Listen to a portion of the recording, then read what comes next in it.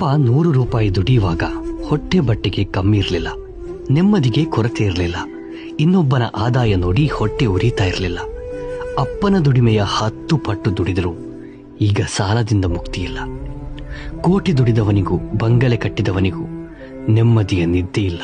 Kilometre ದೂರ ನಡೆದುಕೊಂಡು ಹೋಗ್ತಾ ಇದ್ದ ಕಾಲದಲ್ಲಿ ಸಮಯಕ್ಕೇನೂ ಬರವಿರಲಿಲ್ಲ. ಸಂಬಂಧಿಕರು ಸ್ನೇಹಿತರನ್ನ ಮಾತನಾಡಿಸಲು ಸಮಯದ ಕೊರತೆ ಇರಲಿಲ್ಲ. ರಸ್ತೆಗಳು ಚತುಷ್ಪಥ ಆದರೂ, ವಾಹನದ ವೇಗ 120 ದಾಟಿದರೂ ಯಾರಿಗೂ ಪುರುಸುತ್ತಿಲ್ಲ. ಎದುರು ಕಂಡರೂ ಮಾತನಾಡಿಸಲು ಸಮಯ ಸಾಕಾಗುತ್ತಿಲ್ಲ. ತಿನ್ನುವ ಆಹಾರ ತೊಟ್ಟಿ ಸೇರಿದರೂ ಹಸಿದವನಿಗೆ ಉಣಿಸುವವರಿಲ್ಲ.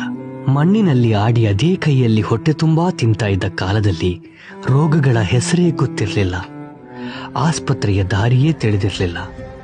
ಬಗೆ ಬಗೆಯ ಕೆಮಿಕಲ್ ಹಾಕಿ ಮೈಕೈ ಶುಚಿಗೊಳಿಸಿದ್ರು. ಅನಾರೋಗ್ಯ ಮಾತ್ರ ತಪ್ತಾ ಇಲ್ಲ.